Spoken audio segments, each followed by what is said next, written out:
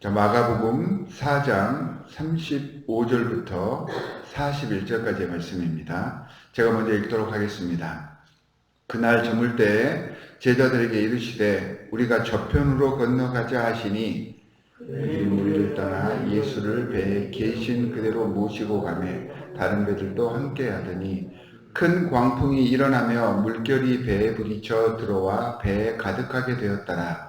예수께서 고물에서 베개를 베고 주무시더니 제자들이 깨우며 이르되 선생님이여 우리가 죽게 된 것을 돌보지 아니하시나이까 하니 예수께서 깨어 바람을 꾸짖으시며 바다더러 이르시되 잠잠하라 고요하라 하시니 바람이 그치고 아주 잔잔하여지더라. 이에 제자들에게 이르시되 어찌하여 이렇게 무서워하느냐 너희가 어찌 믿음이 없느냐 하시니 다같이 읽겠습니다. 그들이 심히 두려워하여 서로 말하되 그가 누구이기에 바람과 바다도 순종하는가 하였더라. 아멘. 주님의 말씀입니다. 1860년 어느 날 미국의 나이아가라 폭포에 수많은 사람들이 운집하여 있었습니다.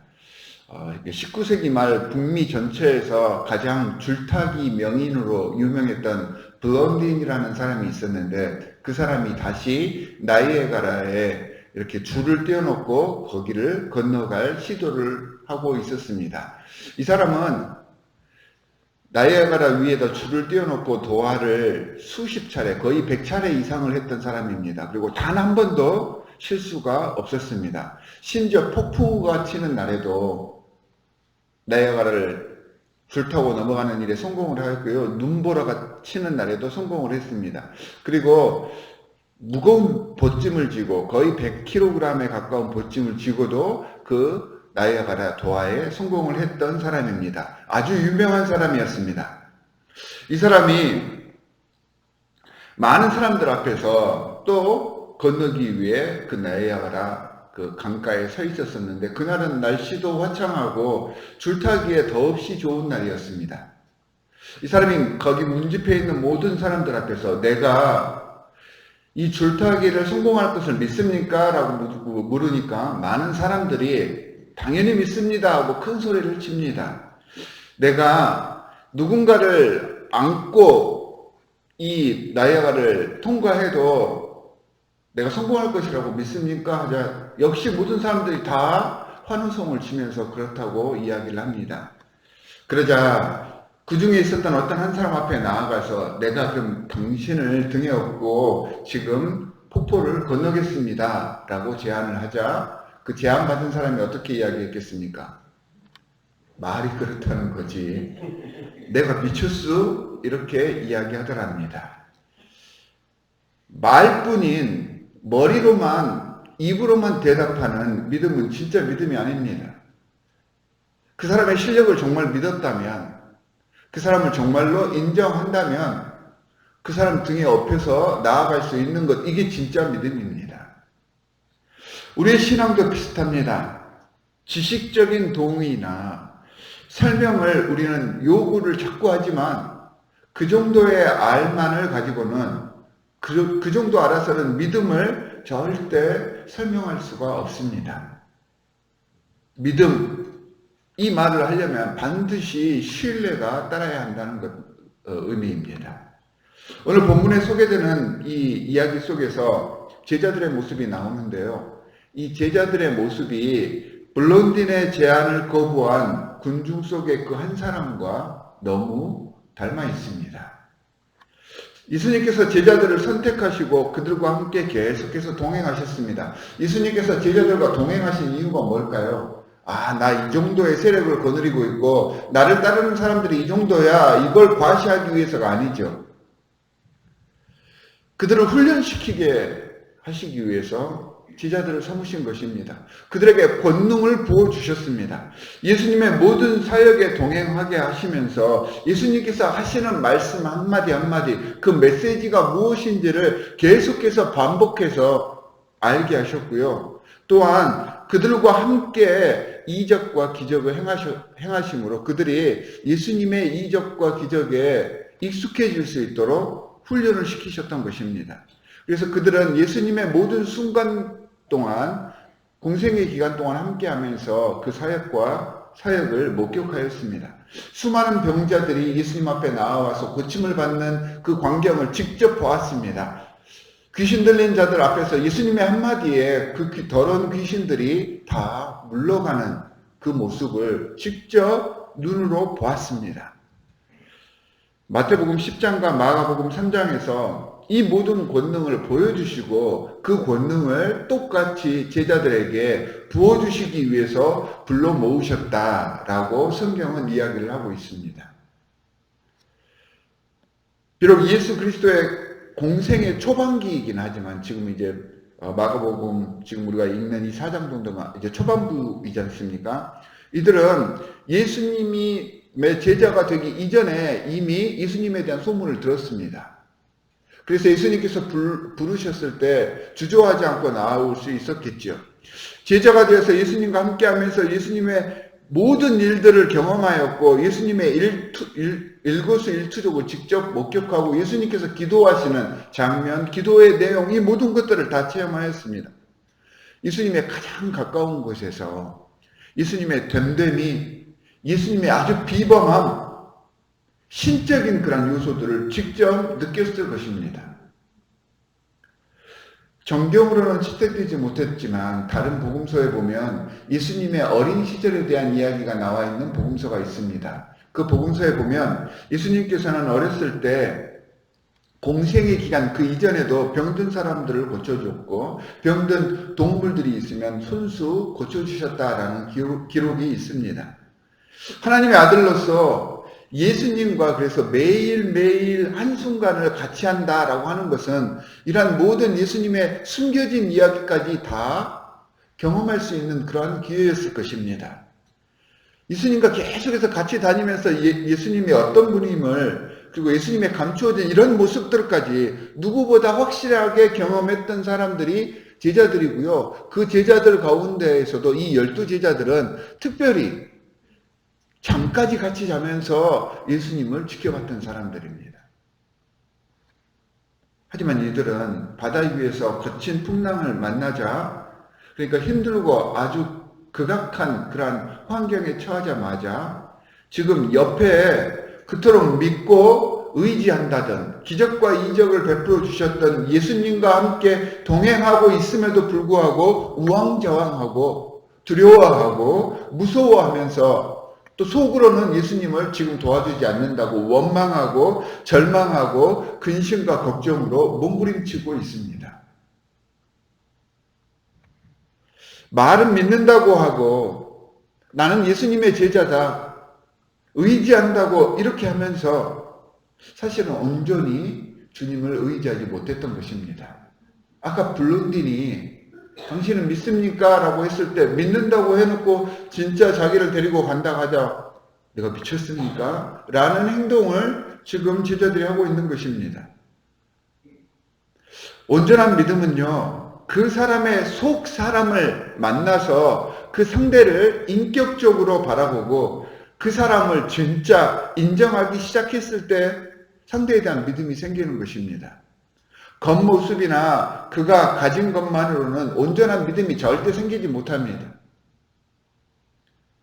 어떤 이들은 마치 예수님 시절 유대인들처럼 현대에 믿지 않는 사람들, 혹시 믿는 사람들 중에도 이런 분들이 있을 수 있습니다. 예수님 시절 유대인들처럼 예수님께서 직접 이 시간 이 장소에 오셔서 기적과 이적을 보여주면 나는 더 잘 믿을 수 있다라고 이야기를 하기도 합니다. 정말 그렇다면 그들이 믿을까요? 예수님 당시에도 예수님께서 얼마나 많은 기적과 이적을 베푸셨습니까? 몸소 체험하고 경험했던 예수님 당대 사람들의 믿음이 어땠습니까? 달라질 게 없는 것입니다. 죽은 자를 살리고 나흘씩이나 썩어 문드러졌던 사람이 그들 앞에서 살아나는 것을 눈앞에서 목격했음에도 불구하고 많은 사람들이 예수님을 결국에는 믿지 않아서 예수님을 십자가에 못 박게 했습니다. 수많은 인파가 물고기 2마리와 떡 5덩이로 배불리고도 12광주리가 남는 것을 자기들 눈으로 직접 목격을 했지 않습니까? 떡이 자기들 손에서 계속해서 번져나가는 그 기적의 현장도 직접 자신들이 경험을 했으면서도 예수님을 믿지 않았습니다. 그런데 예수님이 와서 기적과 이적을 행하면 지금 그렇게 이야기하는 사람들이 믿을까요? 그렇지 않습니다. 절대 믿지 않습니다. 기적과 이적으로 참다운 믿음이 만들어지는 것이 아닙니다. 이런 신기한 현상에 의존하는 그런 것들을 보고 믿는 믿음은요, 또 다른 신기한 현상이 일어나면 그걸 보고 또 획가닥 그쪽으로 넘어가 버리는 것입니다. 기독교의 많은 이단들이 이런 신비주의적인 성향 때문에 생겨났다가 이 신비주의적인 성향 때문에 똑같은 이유로 망했습니다. 기적과 이적, 병고침과 귀신을 내쫓는 것 그 자체가 중요한 것이 아닙니다. 이 기적이 왜 일어났고 예수님께서 이 기적을 왜 베푸셨는지 그 이유를 알아야 하는 것입니다. 여러분 군대에 가면 유격훈련 하잖아요. 그 유격훈련을 하면 여러 가지 코스가 있습니다. 목봉체조, 뜨고 아주 큰 그 목봉을 이렇게 병사들이 옮기는 그런 체조도 하고요. 오리걸음 행진도 하고, PT 체조 해가지고 1번 이렇게 뛰고 하는 여러 가지 많은 그러한 유격훈련 코스들이 있습니다. 이 유격훈련 코스가 있는 목적이 뭡니까? 목봉을 아주 전문가처럼 잘 들기 위해서 있는 게 아니잖아요. 오리걸음을 엄청나게 잘해서 달인이 되기 위해서 오리걸음을 하는 게 아니잖아요. 체력을 단련하기 위해서 하는 것입니다. 하나님께서 예수 그리스도께서 성령의 역사로 일어나는 이런 기적과 이적들을 행하신 이유는 하나님의 영광을 드러내기 위해서입니다. 그래서 우리를 향한 하나님과 예수 그리스도의 사랑을 이런 기적과 이적을 통하여서 체험하게 하기 위해서, 그래서 하나님을 더 잘 알게 하기 위해서, 하나님에 대한 믿음이 생겨나게 하기 위해서, 영적으로 더 깊어지게 하기 위해서 하나님을 인격적으로 만나게 하기 위한 장치이고 도구일 뿐입니다. 그러니까 이렇게 기적과 이적들은 유격 훈련에서 있는 목봉체조나 오리걸음과 같은 그런 역할을 하는 것일 뿐입니다. 여러분, 제자들이 처음 풍랑이 시작되었을 때 어땠을 것 같습니까? 처음에 풍랑이 이렇게 일기 시작했을 때는 아마 대수롭지 않게 생각했을 것입니다. 제자들 중 많은 사람들이 나면서부터 물질을 하고 수영을 잘하던 어부들이잖아요. 그러니까 이런 강물에서 바람이 불었을 때 어떻게 대처해야 하는지를 누구보다도 더 잘 아는 사람들입니다. 그러니까 배 타고 모는 분야의 전문가들입니다. 그들은 자신들의 능력과 배 타는 기술을 분명히 믿었을 것입니다. 정말 많은 폭풍을 바다에서 경험을 했을 것이고요. 이런 것들에 대한 대처에도 어느 정도 자신이 있었을 것입니다. 하지만 여러분, 우리 인생 한번 보십시오. 우리 뜻대로 할 수 있는 게 별로 없잖아요. 아무리 내가 내 분야에서 전문가라 하더라도 그 전문적인 분야에서조차 내 마음대로 할 수 있는 게 없는 것이 인생입니다.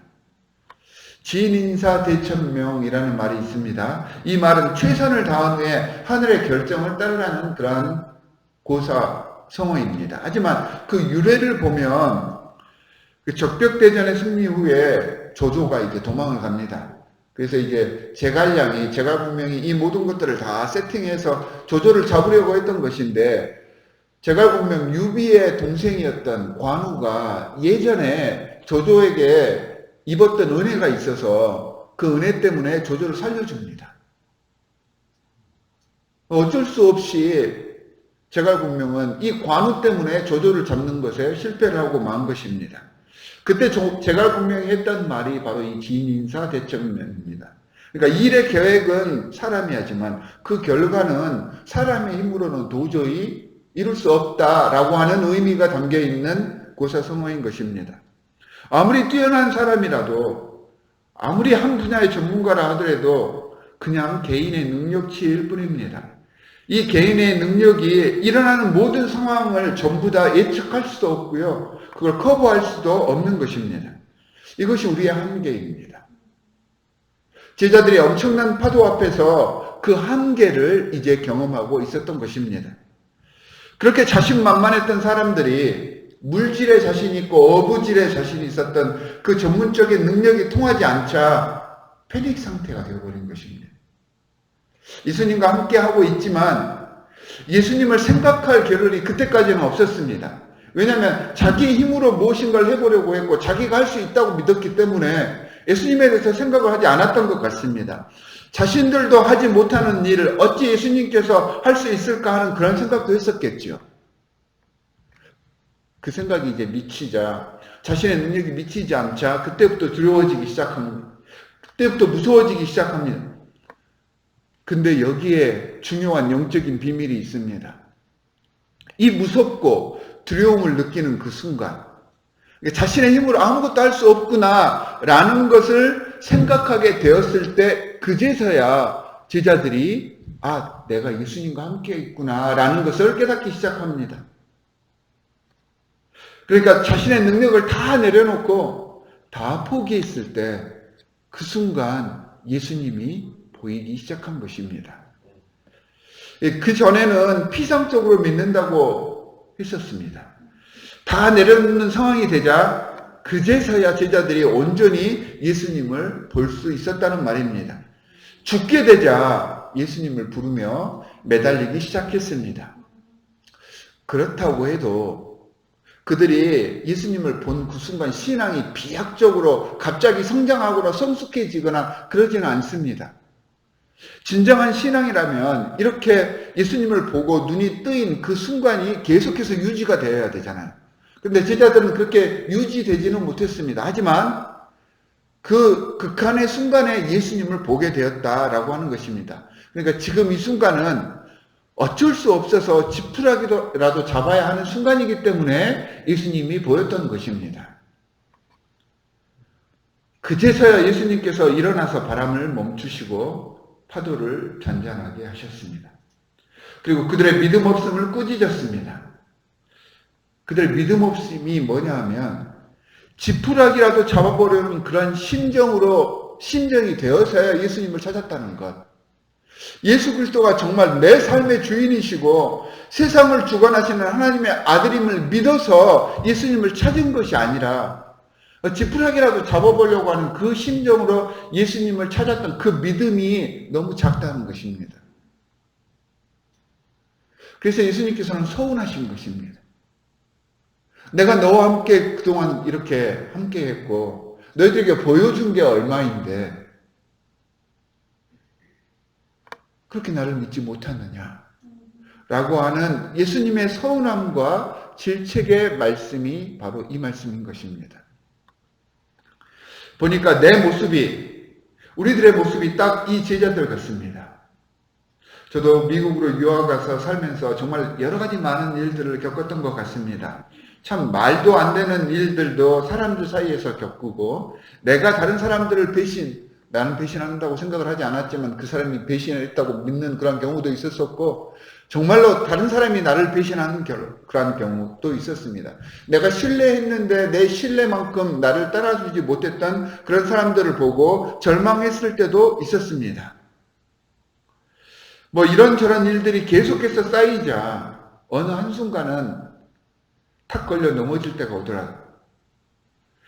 매번 하나님께서 힘들 때마다 함께 해주셨다는 것을 알고 있으면서도 그 은혜를 분명히 내가 경험하고 체험했으면서도 조금 더 강도가 센 힘든 상황이 오면 마치 머릿속에 지우개가 있는 것처럼 하나님께서 나와 함께하고 계셨다는 것, 그 모든 것들을 다 잊어버리고 또 걱정하고 불평하고 안달복달하는데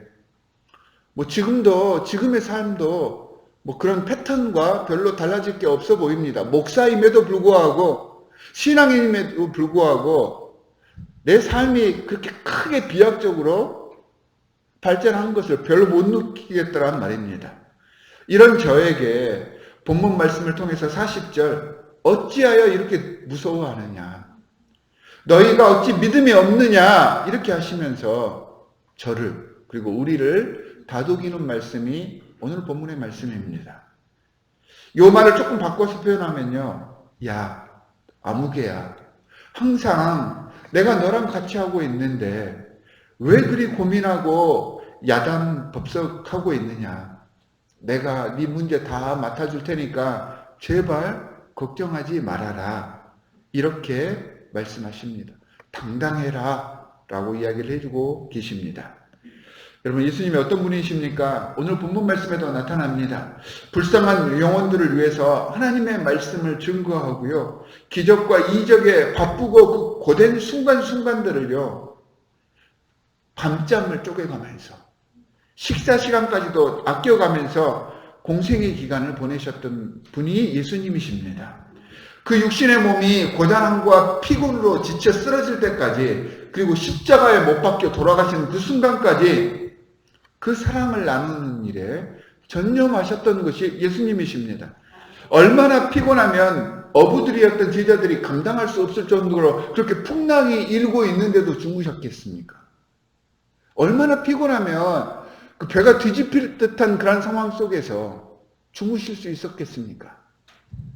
그렇게 최선을 다해서 우리를 사랑하시는 분이 예수님이십니다. 이 예수님을 인격적으로, 영적으로 만날 수 있어야 합니다. 그렇게 예수님을 만나게 되었을 때 주님이 우리의 모든 문제를 감당해 주시고 나를 대신해서 먼저 길을 열어주실 것입니다. 바람이 멈추고 파도가 가라앉고 잔잔한 나아갈 항해길이 준비되는 기적의 순간을 분명 우리에게 제공해 주실 것입니다. 이것이 하나님을 창조주로 가슴으로 믿으며 예수 그리스도를 인격적으로 받아들인 참 신앙인들의 이 땅에서의 미래입니다. 이 땅에서의 비전입니다. 그래서 이 비전을 경험했을 때 우리의 입에서 주 예수 그리스도의 복음이 증거되는 것이고 간증의 말씀이 선포가 될 수 있습니다. 인생의 폭풍 속에서 정말 앞뒤 양옆 꽉 막혀서 앞으로 나아갈 곳이 없어 보이는 그곳에서 우리는 우리를 위해 애쓰고 계신 예수 그리스도의 음성을 들을 수 있어야 합니다. 그분께 모든 것들을 다 맡깁시다. 주님의 뜻이 어디에 있는지를 주님께 물으면서 주님의 이름으로 머리로만이 아니라 진실된 믿음의 눈으로 주님을 바라보며 참 마음으로 신뢰하면서 모든 문제들을 이겨나가는 이 사순절 기간이 되시기를 주 예수 그리스도의 이름으로 간절히 축원합니다. 두 가지 기도 제목을 드리도록 하겠습니다. 첫 번째는 주님만 의지하는 신앙. 세상의 풍랑에 현혹되지 않고 주님께 오히려 그런 어려운 순간일수록 믿고 맡길 수 있는 우리가 될 수 있도록 그 신뢰하는 마음을 갖게 해 주십시오라고 이 시간 기도하도록 하겠습니다. 지역사회의 복음화를 위해서 우리 교회가 선한 영향력을 끼치는 교회가 되었으면 좋겠습니다. 우리 교회에서 이루어지는 모든 교회 사역들, 그리고 우리 교회 성도들의 모습 자체가 우리 지역사회 모든 사람들에게, 예수를 믿지 않는 사람들 또한 외국인들까지도 우리의 모습을 보고 예수를 믿는 사람들의 삶이 저런 것이구나 라고 보여줄 수 있는 그러한 삶이 될 수 있도록 우리가 중보하도록 하겠습니다. 두 가지 기도 제목을 가지고 함께 기도하겠습니다. 하나님 아버지, 정말로 감사합니다. 주님께서는 지금까지 우리를 은혜로서 지켜보아 주셨고 또한 눈동자처럼 보시며 항상 함께 동행해 주셨는데 이걸 깨닫지 못하여서 풍랑 속에서 우왕좌왕하며 절망하고 불평하던 제자들처럼 우리는 우리의 일상생활 속에서 자꾸 부정적인 것들만 생각해 왔습니다. 하나님 용서하여 주시옵소서. 아무리 힘들고 거센 폭풍이 우리에게 몰아친다 하더라도 주 예수 그리스도만을 붙잡고 주 예수 그리스도의 이름으로 승리하고 나아갈 것을 이 시간 소원합니다. 성령으로 함께하여 주시사 연약해지고 죄로 물든 우리의 마음을 강화시켜 주시고 훈련시켜 주시사 주 예수 그리스도의 마음으로 담대하고 또한 승리할 수 있도록 주님께서 함께하여 주시옵소서. 하나님, 주님께서 디트로이트 한인연합장로교회 우리의 영적 고향을 이 지역에 세워주셨습니다. 주님께서 이 교회를 이 땅에 세워주신 이유는 주를 알지 못하는 세상과 주님을 연결하기 위한 귀한 연결고리로 전초기지로 세워주셨습니다. 하나님, 이 전초기지의 역할을 감당하기 위해서 우리 주님의 성도들을 불러주셨사오니 하나님 주님 앞에서 온전히 성도의 역할을 감당하게 하여 주시옵소서. 아직은 저희들이 미약합니다. 너무나도 연약합니다. 주님 앞에서 주님께서 베풀어 주신 제자 훈련을 통하여서 또한 서로 간의 교제를 통하여서 더욱더 단련시켜 주시사 우리를 통하여서 우리의 모습을 통하여서 주를 믿지 않았던 모든 불쌍한 심령들이 주님 앞으로 나오는 놀라운 역사가 일어나게 하여 주시옵시고 하나님 이 교회를 통하여서 아름다운 복음의 메시지가 전파되어지고 하나님 나라가 확장될 수 있게 하여 주시옵소서. 오늘 또 이렇게 새벽을 깨우기 위한 궂은 날씨 속에서도 주님의 성전에 나온 주님의 백성들이 있습니다. 그들의 머리 위에 안수하여 주시옵소서. 그들 위에 복의 복을 더하여 주시옵소서. 이들이 참다운 하나님의 백성으로서 기도의 기둥으로서 이 교회를 지탱하게 하여 주시옵시고 그들의 삶 속에서 예수 그리스도께서 인도하시는 주체가 되시는 귀한 승리의 삶을 살 수 있도록 주님 함께 인도하시고 주님 보호하여 주시옵소서. 오늘 하루도 주님 안에서 항상 말씀으로 승리할 것을 맹세하오며 우리를 구원하신 주 예수 그리스도의 이름으로 기도합니다. 아멘. 하늘에 계신 우리 아버지여 이름이 거룩히 여김을 받으시오며 나라가 임하시오며 뜻이 하늘에서 이루어진 것 같이 땅에서도 이루어지이다. 오늘 우리에게 일용할 양식을 주시옵고 우리가 우리에게 죄 지은 자를 사하여 준 것 같이 우리 죄를 사하여 주시옵고 우리를 시험에 들게 하지 마시옵고 다만 하기서 구하시옵소서. 나라와 권세와 영광이 아버지께 영원히 있사옵나이다. 아멘.